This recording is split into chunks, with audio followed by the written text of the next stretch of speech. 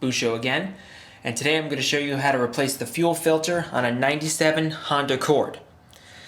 Now, the issue you'll have with these vehicles is the filter isn't located in an accessible position. For example, in Civics, it's located on the passenger side in this area where you can easily access it.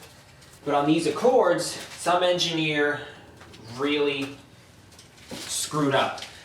The fuel filter on these is on the driver's side all the way down here. And I'm going to show you where that is right now.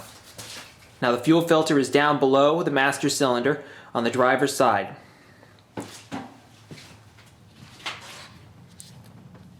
And right down there, you can see it. Here are the tools you'll need. One 14mm flare nut crowfoot on an 11-inch extension. One 19mm crowfoot. I put two extensions together to make it long enough. Two 3/8" ratchets. One 10mm stubby combination wrench. And a 17mm socket. These are the basic tools you'll need. It also wouldn't hurt to have a 1/4-inch ratchet and a 10mm 1/4-inch drive socket too. Alright, first thing we want to do is brace the filter from twisting because it's on a flimsy little mount that will bend easily. Alright, so you want to get your crowfoot wrench. You notice I put mine upside down because you see down here this area is flat and this area is a little bit raised. Put the flat side down so it'll sit nice and flush. There's only one way to put this in there where it's not going to interfere with you removing that banjo bolt, and that is in this direction. Sorry, I'm blocking you, but barely enough room to get my hand in here. Never mind my hand in a camera. Like that. Then pop the socket onto the extension. Be sure to put a catch pan under the vehicle to catch any raw fuel that'll spill out. A lot more fuel is going to spill out when we loosen the flare nut in the bottom of the fuel filter in a bit. I'm just going to pop a 17mm socket on that banjo bolt and break it loose. Be sure to hold your other ratchet to prevent the filter from turning.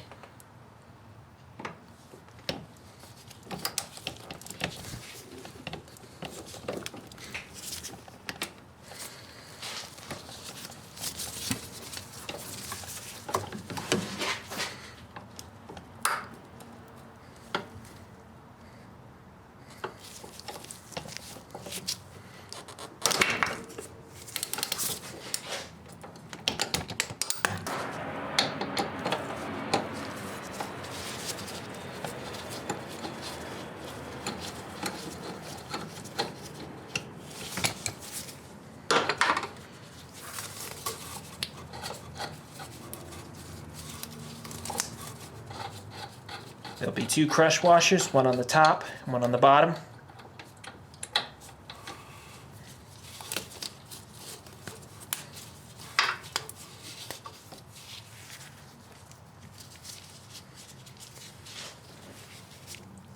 Here's the banjo bolt. The washer didn't come off, it's still stuck down there. There's one of the aluminum washers, and there's another one underneath the hose fitting. Just going to lift it up and off.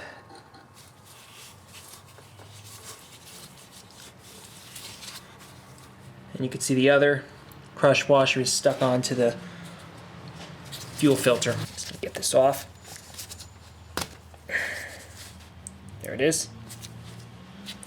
Make sure to get these off. You don't want to double gasket it, or you can have a leak. Take the hose. Tuck it out of the way. I'm going to remove this second washer. I don't really need to because I'm going to be replacing this filter, but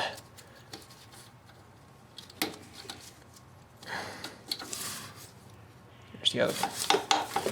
Now we have to go under the vehicle. There's a second line that goes all the way back to the fuel tank. It's all the way at the other end of the filter. Now this is even more difficult to film, but if you look up there, you can see that's the bottom of the fuel filter, and that is the 14mm flare fitting. Now same deal up top, you have to get the 19mm crowfoot wrench on that hex on the filter to prevent it from turning, and get the 14mm crowfoot flare wrench on the flare fitting. It's very important to use a flare wrench because I guarantee you'll round off this flare fitting if you use a standard crowfoot. Install your 19mm crowfoot onto the filter to prevent it from turning just like before. Then install your 14mm flare nut crowfoot onto the flare nut to loosen it.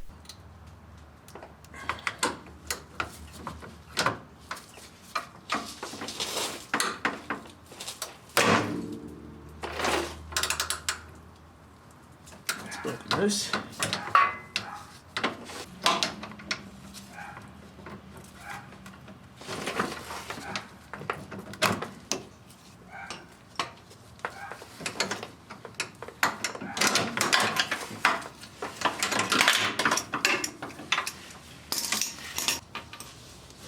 Obviously, safety glasses are a must because fuel will be dripping. You do not want that in your eyes. From up top, I can just reach my hand down onto that nut and loosen it the rest of the way.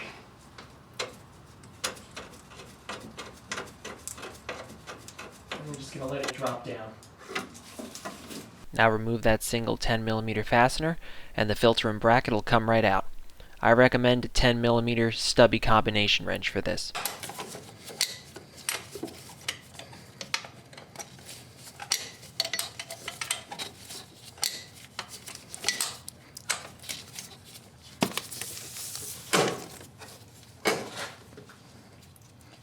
Hopefully, eventually you get to the point that I'm at now where you could remove the fastener by hand. Okay. Now the bottom of the fuel pump bracket clips into a hole in the body, so be sure to be aware of that when you're removing it. Fastener's out, and finally you can just grab the filter, pull it straight up and out. Bracket and all. Then you have to, of course, wriggle it out wherever you can.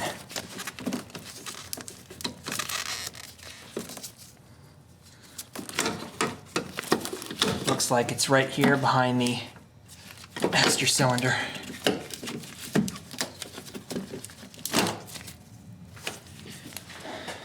And here it is, the fuel filter with the bracket that holds it to the body.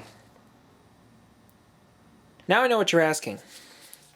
Why did I have to go through all the trouble of removing this entire bracket? Couldn't I have just loosened this bolt here, opened up the bracket and removed the filter with the bracket still on the vehicle? And the answer is no, because there are two things which clamp this bracket down to the fuel filter. There is this bolt here, and you see that the two halves of the clamp go upward to this bolt here. So as long as this bolt is going through here and bolting it to the body, you are not going to be able to expand this clamp here enough to remove the fuel filter. This is what you get from Honda. Fuel filter, some caps on it to keep debris out, and package of crush washers. These two are for the banjo fitting. This one is for another model vehicle. Don't worry about that. We won't be using that one. Now we're going to remove the fuel filter from the bracket. And the only thing holding it is this 10mm fastener.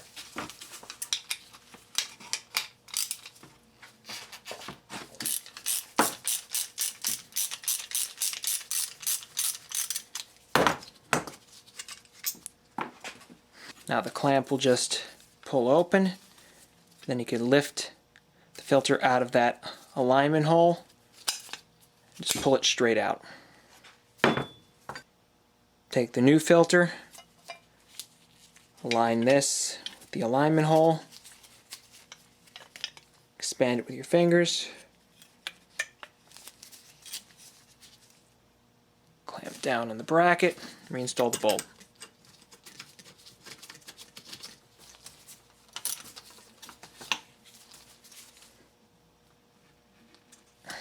Insert it the same way it came out, right behind this brake line here. Rotate it, do whatever you have to do to get it to clear. Okay. And we're in. Don't worry about putting the clip into the body or putting the bolt on the bracket yet. Just get the filter and place the end of it into the flared piece of tubing. Now bring up the flare nut and thread it on by hand. The reason why you don't want to put the bracket on right now is because now you have freedom of movement of the filter to get the threads to line up. With the filter bolted in or hooked onto the body, it's going to be a lot more difficult. Alright. And that's fully threaded in by hand. Now we can reattach the actual bracket to the body. Now pop the bottom portion of the bracket back into the hole. And you may have to push and pull to get that line to cooperate, but you'll eventually get it in there. There we go. Just put the bolt securing the bracket to the body in.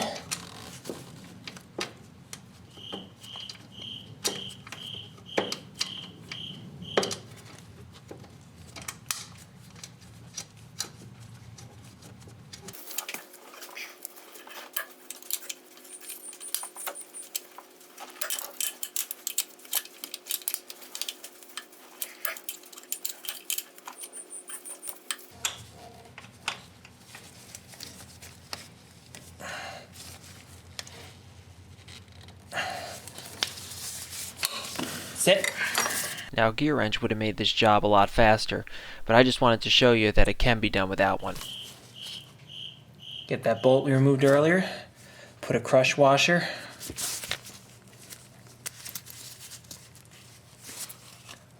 on it like this. Then thread it through the fitting. Take the other crush washer and place it on this side. Now make sure you don't lose these when you bring the hose down and install it. Now you want the neck of the banjo fitting to be between these two protrusions right here. And again, make sure you have your fingers on the bottom of this fitting so you don't lose that second crush washer.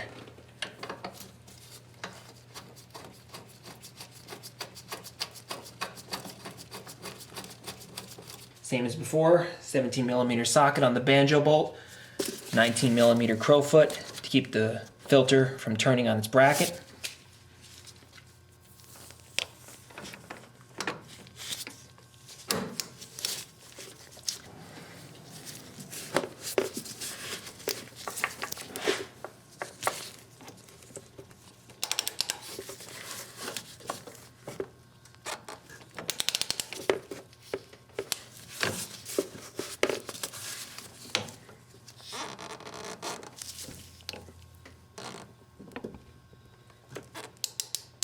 Just want to snug it up.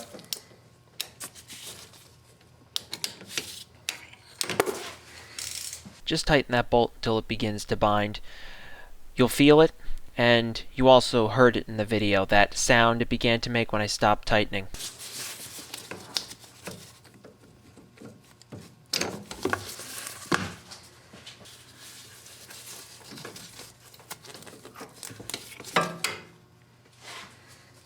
Then go back under the vehicle and snug up that flare nut on the bottom of the filter.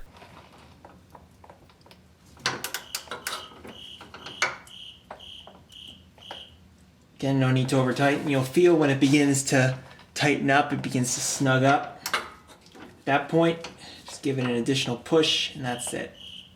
You can hear that, how it's binding. That's good enough. Okay, now we want to prime the fuel system. We're going to turn the key to the run position and back 4 times. The fuel pump in this vehicle is synced up with the check engine light, so when the light turns off, the fuel pump is quit running. And if you listen very carefully, you can hear it run and when it shuts off.